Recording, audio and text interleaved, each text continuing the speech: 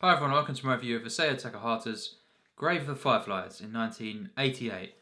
Here it is on Blu-ray, another one of the Studio Ghibli films, of course, and a rewatch tonight. And yes, this is, of course, it is number 10 on the collection. And I aim to kind of collect all of these at one, but some point soon. I've got quite a few of them now. And yes, this is one of the films that I saw, one of the first Ghibli films that I saw going back in 2017. Of course, I saw Spirited Away before that, 2016, and I saw some more, a bunch of them kind of in 2017 for the first time. This Totoro, Nausicaa, and yeah, just a few others, Castle in the Sky and stuff like that. And yes, this of course praised, as one of the greatest films of all time. Actually, of course, war films, animated, and again, yeah, it's in the top 100 on IMDb. I believe it actually still has an 8.5 or 8.4. Everything's going down on IMDb, drastically all the time. So I can't keep up with it. I think it's got an 8. At least has an 8.4. So yes, this film is highly acclaimed, critically as well. Rodrigo, of course, calling it one of the greatest war films. And yes, Takahata. The only other film I've seen from him is Princess Kaguya. I'm not going to say what I prefer. I've probably already said it multiple times, on my channel. But I think they're both wonderful films, because yes, this came out, of course, the same year as Akira, which I was slightly disappointed with. A little bit. I think it was a great film, but I think it's been called, the greatest anime film of all time.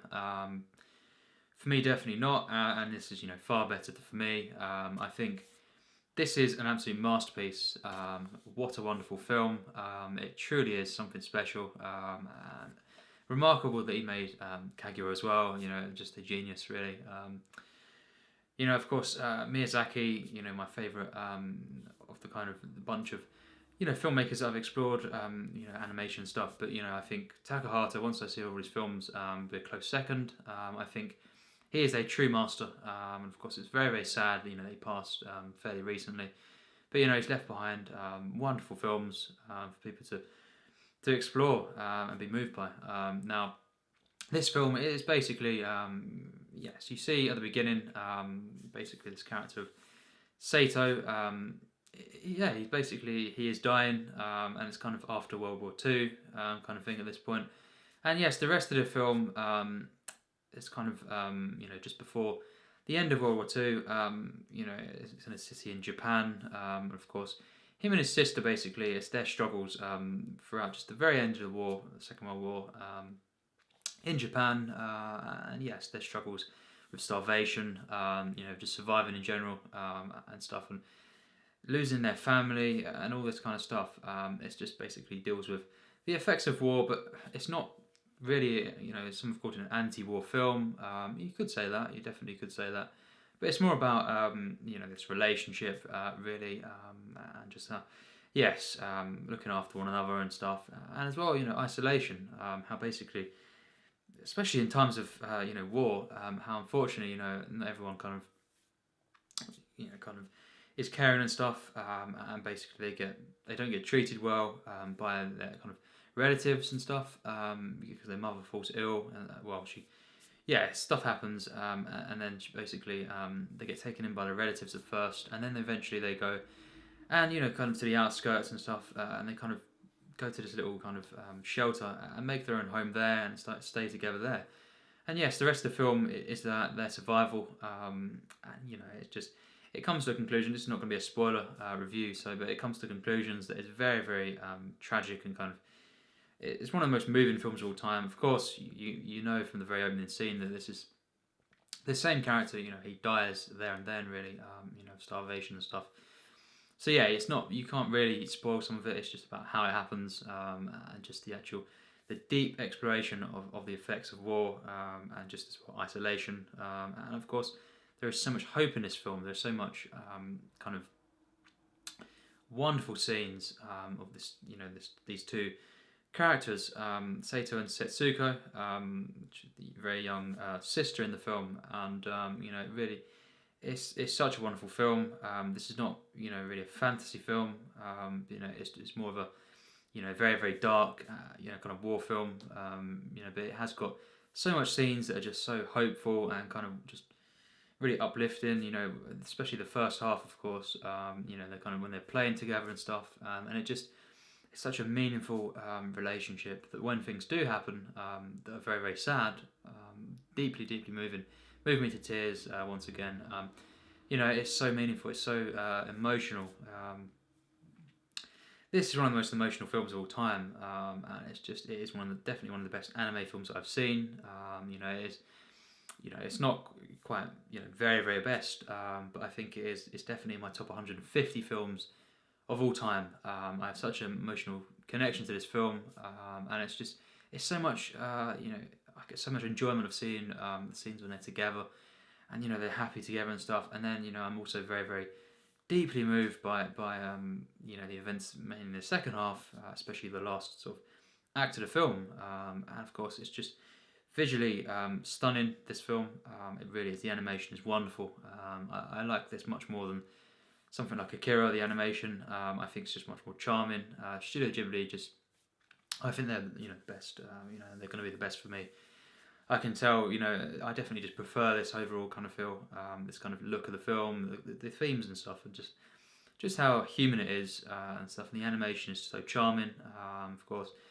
Just the colours as well, and just the atmosphere achieved just through the visuals alone are absolutely masterful. Of course, the music is really, really overwhelming for motion, and it's just a perfect film, in terms of narrative, just the whole arc of this, and how much of a tragedy it is, but again how wonderful it is to see when things are good, kind of, well, not good, but they find kind of hope within devastation, kind of thing.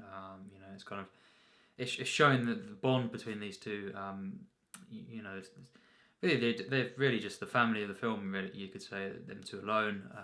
They're not really, as I say, they're not really respected and kind of treated well by their relatives and stuff. So they kind of just go alone, and it's just about such a strong bond between them, and how they, kind of their love for one another as brother and sister, and it's just so beautiful to see that. It's not for me a depressing film. It's just very, very sad. It's one of the most tragic films. Of course, what it comes to the conclusion, and it's just a gradual kind of really, really devastating stuff in the second half. Of course, it deals with so many themes. It's not really. Yeah, it's more anti-war than kind of supporting the war, because of course it does the actual, well, how graphic it is, and stuff for the actual people, getting injured and stuff from the war in the film, all the dead people, lying around and stuff, and just what happens to the main characters, over the course of the film. Of course, as I've said, the opening shows that one of them dies, but yes, I think it's more anti-war, and of course, but again, it's mainly about the relationship between these two, and how, in the face of kind of turmoil and devastation, they form this. Well, you see this, of course, already formed it, but you just see this, and how humanity can be, so strong, and then again, contrasting with a lot of society, portrayed in the film, where they don't really care, unfortunately, and it's just, of course, they get cast aside, even in times of war and stuff, and also, of course, explores starvation very, very intensely. This is really, really graphic stuff, and very, very kind of dark. What it does, with that, the starvation theme that it plays into, really, really horrible. It really is. Especially when it does happen to the main characters, of course, when they're struggling for food and stuff. You see at points they steal food just to survive, in the war. And yes, it's just it's got so many, of course, peaceful moments, but again, it's very, very moving. This film, it's kind of it just portrays life. It's so pure, this film, and it's kind of there's not really anything. Any subplots really, apart from the beginning, you could say, with the mother and stuff, but that's wrapped up very, very quickly. It is mainly just them, such a kind of personal film in that sense. It is just these two characters mainly, and their kind of relationship, and it just explores life, the meaning of life, the value of it, and of course how some people just don't really care about other people as well, and it's just it's one of the most beautiful films of all time, and it's just, for me, an absolute masterpiece. I think it really is just one of the best animated films of all time. So yes, overall, of course, this film, there's not much more to say really, in this review. I think it's just very, very simple in that sense. It's not a basic film. It's not really much more to talk about. It's just how pure this film is, how focused this narrative is, and it's just about watching this film, and you kind of tell me in the comments what you think and how emotional it is and stuff, because that's what it does. It just a very, very simple story, and it's mainly about these two characters, this relationship, and their struggle, their desperation within the war,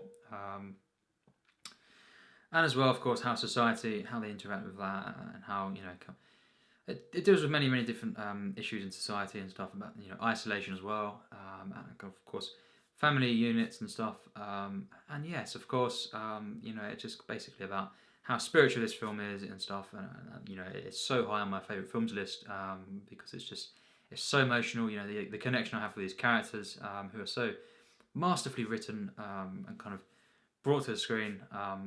It really is just a perfect film for me. It's in my top 150.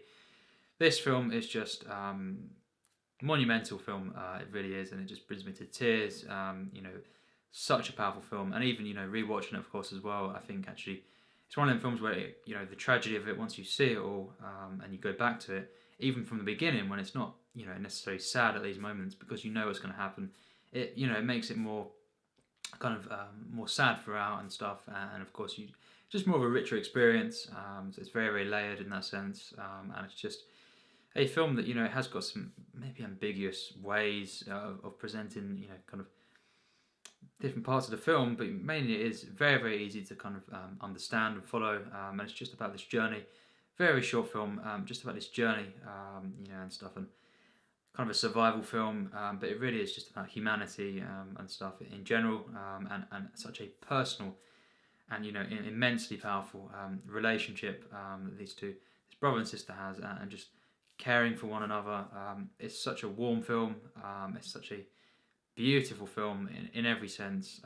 It's spiritual. It reaches spiritual heights. They're really absolutely wonderful. This film is magical as well, as I've said, especially the early parts, the first half really. It's so kind of uplifting, and of course then it's very, very tragic at the same time, and of course this easily gets full marks for me, no question about it. I'm not going to argue it's one of the best films ever made, and it's a film that easily gets into my plus tiers. For me, this is one of the best films ever made. Yes, it may be maybe too dark for some, but I don't think it's depressing. I think it's just very, very sad. Very, very dark film that it's very shocking. It doesn't really shy away from showing a lot of graphic images, and stuff, about the war, and just the harsh realities. But again, it has got this kind of this focus on the relationship, and bringing out the purity and the uplifting nature of it, and stuff, and the warmth comes through. So it's not a depressing film. It's just very, it's got its uplifting moments, but it has got its sad moments. It's a very, very powerful film, immensely powerful, and it's perfect. Of course, it gets 100% plus. Tier 2, and it's not that far off of a tier 1 actually. It's that good. I think it's not miles off of my top 100 actually. So that's how good the film is for me. I think it's truly perfect. I think it's not quite for me personally the level of Totoro or a couple of other Miyazaki's. I'm not going to say which ones, and stuff. A few there, and as well.